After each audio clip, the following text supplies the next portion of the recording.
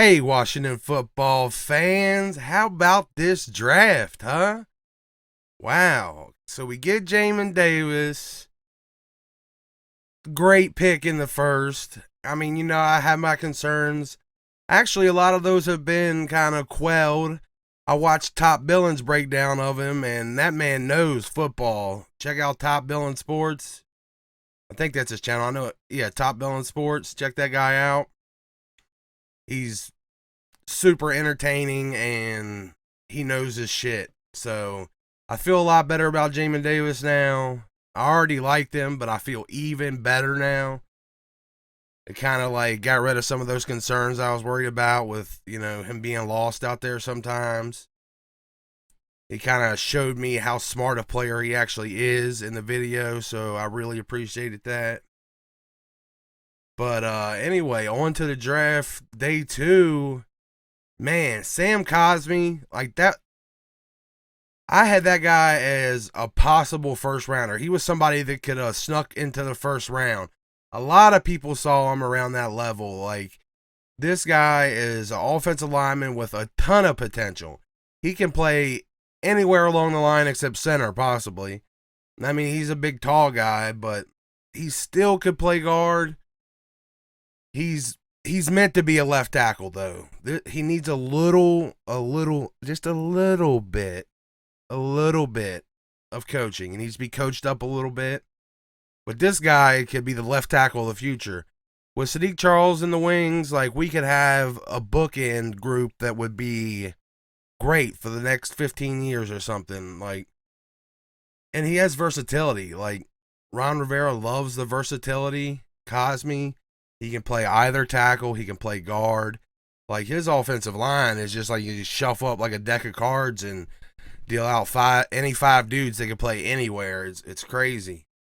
And then Ben St. Juste. A lot of people don't know what to make of this pick. I had this guy in my draft sleepers. Ben St. Juste was one of my favorite corners in the whole class. Like, I actually wanted more like a ball hawk kind of guy, like Paulson Adebo that went right after him. But as far as press man guys, it kind of lets us know what Ron's going for. We got William Jackson in free agency. He's one of the best press man corners in the league. And then we go out in the draft, and Ben St. Juste, I thought, was the second best, right after J.C. Horn, best press man corners in the draft. This guy's like 6'3", 6'4", 205 pounds. He's long. He's mean. Like, he's a bully, like Richard Sherman. Like I said in my sleeper video, people were worried about him running a 4.5 40, but he has that Richard Sherman mentality. The wide receiver only goes as fast as I let him. He sticks to people. He presses them up, man. Next year, opposing quarterbacks are going to have a horrible time with us. First of all, with the pass rush, and then us jamming wide receivers off the line with these two monsters, and they're all, every pass against us is going to be a tight window throw. Very tight. They're not going to have any distance from these guys, and they're not going to get to their landmarks down the field. Like, this corner group, man, we could put Fuller back in the slot. This is a great pick. I actually thought he would slide a little further because of people just not knowing about him, but I am super happy with the pick. He second best press man corner in the draft after J.C. Horn, who's a complete freak of nature. But after him, St. Juste, super sleeper. So happy with the pick. And then Tiami Brown. I did not see Tiami Brown getting out of the second round for anything. In mock drafts, in all the simulations I've run, I usually go for Tiami Brown at 51 if I want a receiver, like a speedster. I had, like, in no way did I think that Tiami Brown would make it to our second, third round pick. And that guy, he's the best. I mean, you can argue after, Alabama, was it Devontae Smith? Tiami Brown, Chris Sims even had him ahead of him as, I don't know if it was Waddle or or Devontae Smith, but one of them he had him ahead of, and this guy legit is at least the second best deep ball guy in the draft. If you put the Alabama guy ahead of him, Tiami Brown is the best deep ball receiver in the draft. He has great ball tracking, great vision, insane speed, and his get off. The way he gets off the line is crazy. Like, nobody's jamming this guy. He's just going right by you. Hop, skip, and a jump, and gone. Like, to get a wide receiver this early, I thought it wasn't as high a priority, but to get a guy like this that can just blow the top off of opposing defenses is amazing. I didn't think it was going to happen. I'm super pumped. I thought we were kind of going to lean towards like a bigger guy, but this is one of my favorite wide receivers in the class. I got about 4 guys that I really like that were all kind of like later guys, but that's just because I didn't think we were going to take a wide receiver so highly, and I kind of like, I guess, fixated on them a bit. But Tiami Brown, man, that's a steal at what, pick 82, 84, whatever it was. That's a steal. Now, going in today, I think our top 3 targets, specific players that should be our top 3 targets, you still got Jabril Cox out there. Jabril Cox is going to be available in the 4th round.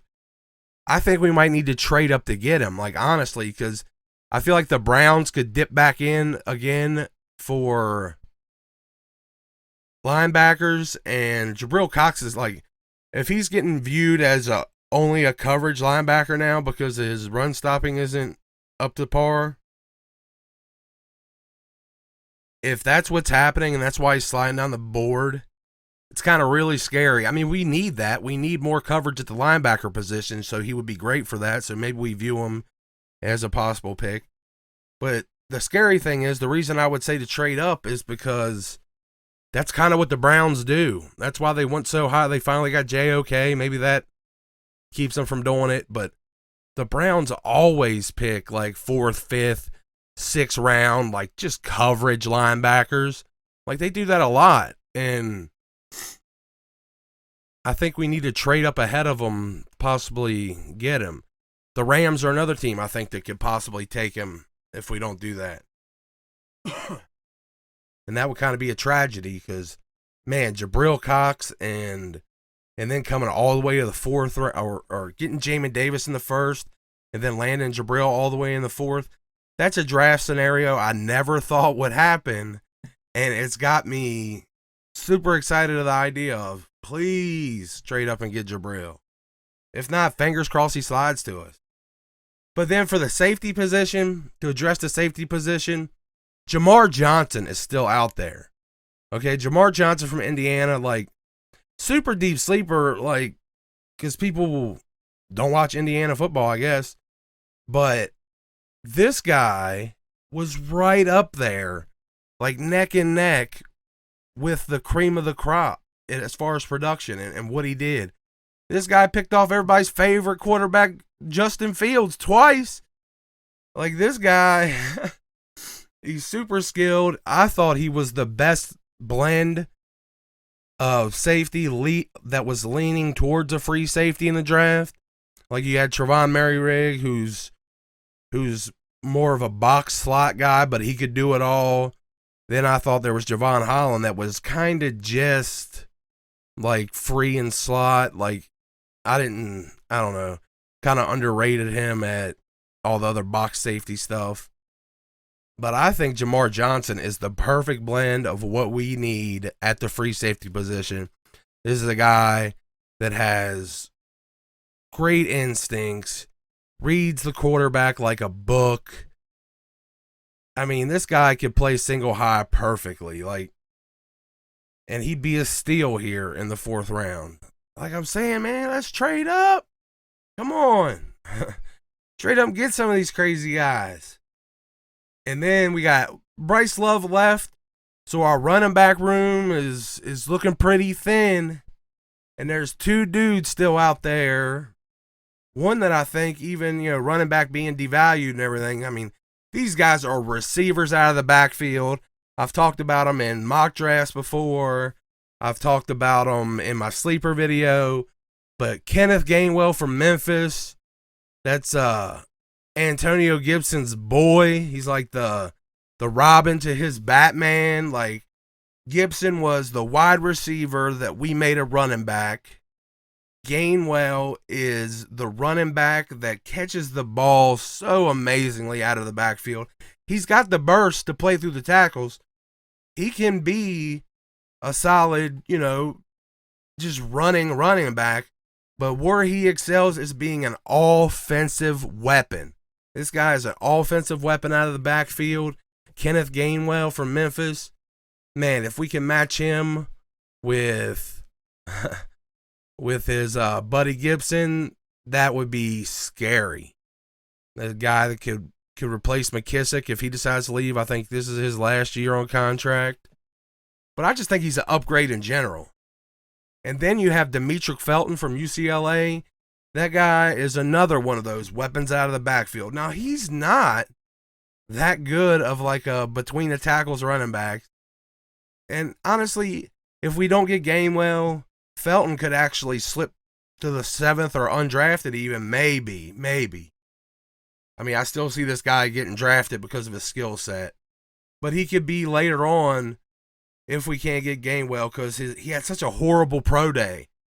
And it dropped him down. Like, he was a lot slower than people thought. And in general, he just didn't run between the tackles. But he's got that receiving weapon out of the backfield thing going and he's probably better than Gainwell. Like, he's probably a better receiver, like slot out of the backfield, that kind of stuff. Better routes. But Gainwell is actually a better player at their position, running back, and damn near as good a receiver, a receiving weapon. So either one of those guys would be awesome. Kind of scared Gainwell's going to go on a little earlier because the league is kind of looking for those guys now. But, man, any of those three guys are the guys that I think we should target today. And then, I mean, if we don't get Jabril Cox for some reason, excuse me, linebackers, Garrett Wallow from TCU still out there. He was, I think he started college as a safety, but now he's like 235 or something like that. He's 6'3", I believe. That guy, he's pretty good. Like, he's got a great motor. He's got good instincts. He's a pretty good coverage safety. And then Tony Fields from West Virginia University. Tony Fields, he started out at Arizona. He came to WVU, go Mountaineers. And, man, he is the best, the great value version of JOK. Like, this guy, he's only 220 pounds. He's 6'1", but he gets a lot of, like, bootleg sports. They compare him to JOK. He does a lot of things. He flies to the ball. He's got good sideline to sideline speed. He's not afraid to throw his body into tackles. Like, this guy is the great value version of JOK, and getting him here in the 4th, getting him in the 5th, or getting lucky and getting him in the 7th. At any point in the draft now, this guy's value. 5th round, he's definitely great value. Just like he's the great value version of JOK. Now, all these linebackers, like, I'd be fine with all the three I just named. Honestly, don't be surprised if we end up with KJ Britt. I hear the team was really high on him. KJ Britt out of Auburn. I'm not a big fan. He's kind of just that downhill, old school, stop the run kind of running back or linebacker. So I'm not a huge fan. I don't think it fits what we need. I think we need a little more coverage ability. But I think the team is high on him. The Senior Bowl kind of like boosted him up. I think Ron talked to him at the Senior Bowl, I believe. But anyway, the only way I'm mad if we pick up with the linebackers left, there's a lot of guys in there I'd be fine with. You got, Justin Hilliard's got great potential, but man, that guy played like 15 games in 6 years or something. He was injured so much. So he's got great potential, but that bothers me. Then there's got like Grant Stewart, like in the 7th round would be awesome. I think he'd be a great special teamer. He's in my linebacker video. I like Grant Stewart late. Nick Nyman, I kind of found him late. Nick Nyman is one of the last rated linebackers on PFF's board, and this guy is 6'3". He ran a 4.540 or something. He's got similar speed to Jamin Davis, but he didn't have the production. He didn't get the hype. Like, it's a guy that has a lot of athletic potential. Like, he's a 6'3", 235-pound guy that runs pretty fast, and that's about it. He had a couple big plays at Iowa. His brother Ben Nyman is in the league playing for the Chiefs, I believe. So, he could be a good pickup late. And then wide receivers left. I don't think we need any more, but there's just so many good wide receivers left. Like, there's a couple of Ron Rivera had said that he wanted some bigger, or it was rumored that he wanted some taller, bigger, kind of like the Cameron Curl types, but maybe a little more body, or not Cameron Curl, I'm sorry. Cam Sims types, maybe with a bit more body, but perfect replacements for Cam Sims that are left. Simi Fehoko, he's far and away way better than Cam Sims, I think. He's 6'4", 230 pounds, and he runs a 4.40.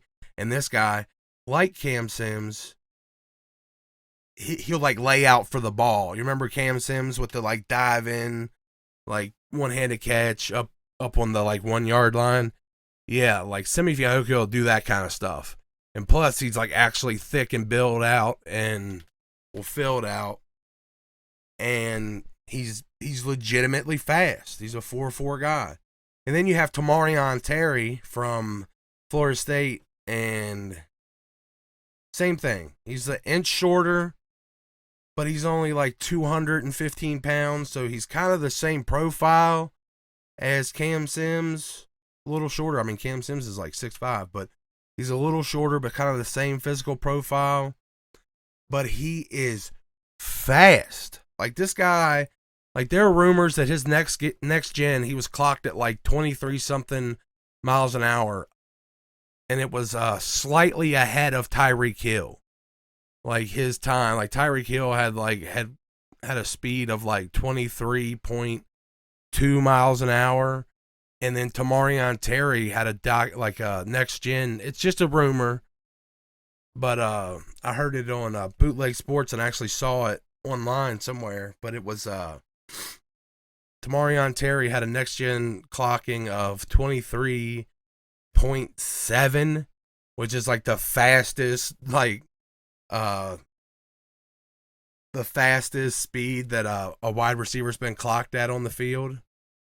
Faster than Tyreek Hill, and this guy is 6'3", 215 pounds with his arm. He's got to have 33, 34-inch arms at least.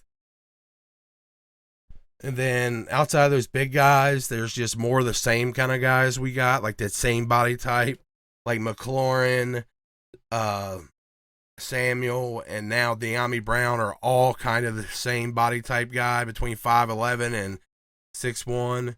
You got more guys like that, but Tylan Wallace, I love this guy. He is my favorite wide receiver in the draft. his contact balance after the catch. He's a guy that reminds me of Steve Smith. Like, this is a little guy. He's 5'11", but when he catches the ball, he turns into like a fullback or something. Like, he will just, he'll go up and do crazy like Odell Beckham stuff to catch the ball. And then when he gets on the ground, he's stiff-arming people and he's breaking tackles, and he's a monster. Like, I really like Tylan Wallace. And then Ihmir Smith-Marsette, super underrated. This guy has, I don't know, he just has serious cut ability. He gets down, he just cuts through the defense. He'll go up and make crazy circus catches too. And he has tremendous value as a kick returner. And then Marquez Stevenson, I feel, was just like him. Like Marquez Stevenson and Ihmir Smith-Marsette are kind of like very similar players to me. They both offer kick return value. They're both around that between 190 and 200 pound range. So like they could take some punishment too. Like, you have like your Jalen Dardens and your Tutu Atwells, and you're like, man, those 160, 170 pound guys just aren't going to last long in the league. But then you got guys that are similarly twitchy without a little bit of the, well, they do have high end speed, but maybe not the speed and twitch of those guys. But these guys are closer to 200 pounds, so it's, you know, that they're going to be able to take the punishment. Like Kadarius Toney. Kadarius Toney's 200 pounds. You're like, yeah, that's the kind of twitched up guy I want. The one I know that when he does finally get hit, he's not going to break into 1,000 pieces. And then we got, I'm going to move on to the tight ends here. Who we got left? John Bates. I'm a big fan of John Bates because he can actually block. You know, we still have Brevin Jordan out there, but I don't really like Brevin Jordan. I don't think he gives us anything at tight end we don't already have. I just don't like Brevin Jordan as a tight end. He's just a jumbo wide receiver that drops the ball sometimes, and he's not that fast anymore since gaining the weight, and he doesn't block. So he just does everything at tight end badly, I think. When he does get the ball in his hands, yeah, he's pretty electric. But it's not for sure that he's going to get the ball in his hands. He doesn't do the basic jobs a tight end are supposed to do. Just not a big fan. We got Pro Wells from TCU. John Bates first. John Bates blocks well, and he's gotten better every season. And he made huge jumps as a receiver this year. He looked way better. He showed a great contested catch ability and jump ball, red zone kind of stuff. Like, he's got all that potential. He's only going to get better. John Bates is a real sleeper tight end. Pro Wells from TCU. I love this guy as a jump ball contested catcher. He can work on his routes a bit.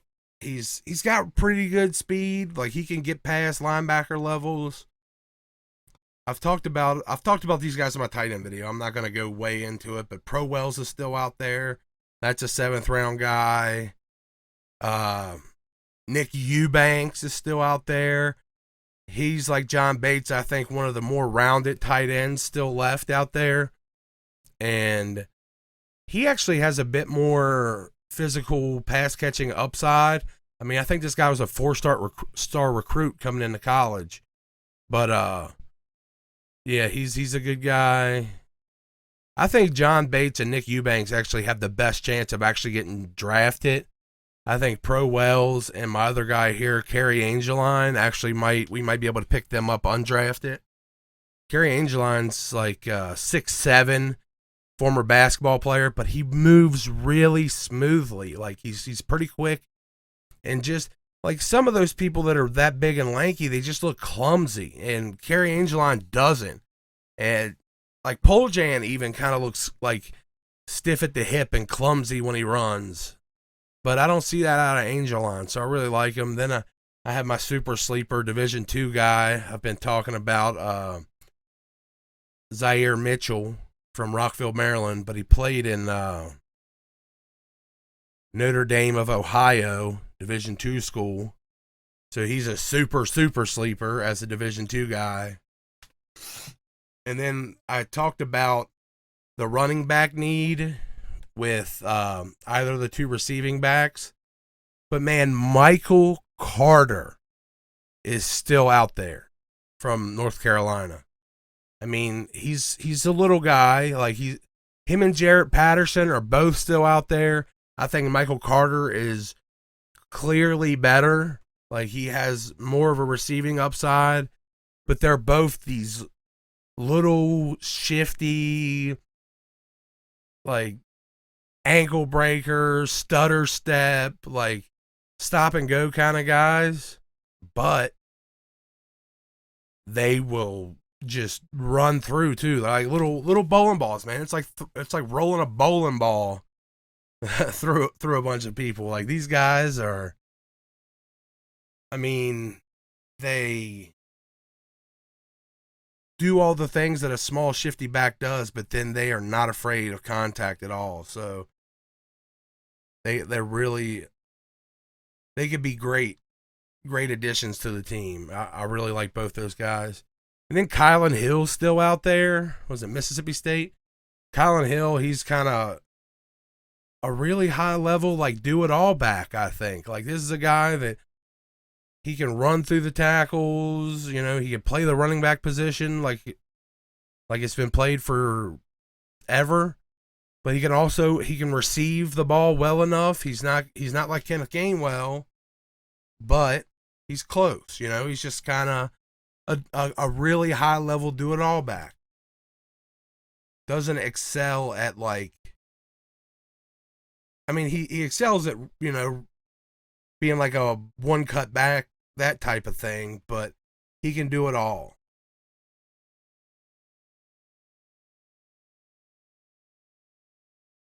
Then we got a lot of offensive linemen still left.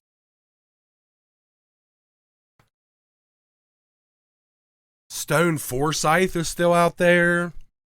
Brendan Jaimes, they're both out there. Those guys, out of the guys that are left, those are the two that are probably the closest to being like a starter, but have tremendous upside. Like they could damn near start now, but once they're coached up, they're going to be really good.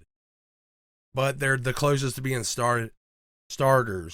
Then there's some other guys I mentioned in my sleeper video that are still out there that they're not ready to start, but they have freaky upside. You got James Hudson, you got Deontay Smith, Jalen Moore, Tommy Doyle. All these guys are monsters that could be developed into mostly guards. Like I think these guys, well, Tommy Doyle's pretty huge. And Deontay Smith has like 38-inch arms. No, he's got 35-inch arms, but that's insane. But all these guys could at the very least be great guards, if not developed into great tackles. And then with guards, Deontay Brown. I'm sorry if I said it wrong. Deontay Smith was the guy with the long arms. Deontay Brown is a guard from Alabama that's still on the board, and I think he should have gone before a couple of the guys that have gone already. Deontay Brown is a really good guard. Like this guy probably could go straight in and start at guard, I think. Then you still got Chadden, Herring, and Sedarius Hutcherson out there. They're going to go late, that are freaks of nature athletically. Like these guys are both 9.9 something in RAS scores. Like these guys are freaks, athletic freaks with great upside. If you could teach these guys how to be a guard, I mean, they could just get a hold of somebody and they're not going anywhere. Like, and they got the burst and power to just if they learn a technique, they could just hit somebody off the block, off the explosion, and just decimate defensive ends or defensive tackles. So, I mean, they'd be worth a look later on. And with the cornerback group, I'm super excited that we got Ben St. Juste. But we don't need them, but there's still a bunch of them out there that have great potential. Tay Gowan is still out there. I think it's because he only had one season that he balled out in, and then he sat out for COVID. Then Israel Mukamu, he's a man. He's got a lot of potential. Big long arm, 6'4" cornerback. Man, he's got a lot of potential. Greedy Williams' brother, Rodarius Williams, is actually his older brother. I think he stayed in school, get his degree. Rodarius Williams reminds me of Carlos Rogers. Like, he's a very sticky press cover corner. Like, I really like the guy. Rashad Wildgoose is still out there. Shakur Brown. There's just so many guys out there to mention. Jason Pinnock. Everybody I mentioned in my sleeper videos and more. There's still a lot of talent at cornerback out there. Safeties, like I said earlier, we need to target Jamar Johnson. He's the perfect fit. But if we can't get him, Sean Davis is still out there from Florida. He's a good guy. Pretty good fit. DeMar Hamlin from Pittsburgh's okay. Christian Uphoff, small school guy. He's a sleeper. Like, I really think he's like 6'3". He has a lot of potential. He can play either safety position. And I really think even at his size, I think he's like 213 pounds, 6'3". I still think this guy could be like a deep free safety. And outside of people actually playing the safety position, there's a couple safeties that are perfect will linebacker converts still left in the draft. Like Jacoby Stevenson and Jamian Sherwood. Jacoby's one of my favorite players in the draft too. And if we're going to go after defensive end depth, man, some pretty good guys have slid. So you had Cam Sample, he's slid. I had a early third-round grade on him. Rashad Weaver slid. Patrick Johnson, they've all slid. I don't know if it's because of the schools. You got like Tulane and I can't remember. I think Rashad Weaver goes somewhere big, but Sample and Patrick Johnson, smaller schools, I think. I know one of them goes to Tulane at least. But, man, they've taken a big slide. They're great, very, very talented defensive ends that would be high quality, the highest quality backup guys at the position in the league. Like, these guys could be possible starters. And if we're looking to pick up depth at defensive end, these are guys we could look at. So, yeah, that's what I had. I got to try to get this video out real quick before the actual draft comes on. So, yeah, if you watch the video, you learn anything like that, please like the video, share, comment, subscribe. Thanks for watching, and I love you guys. Peace.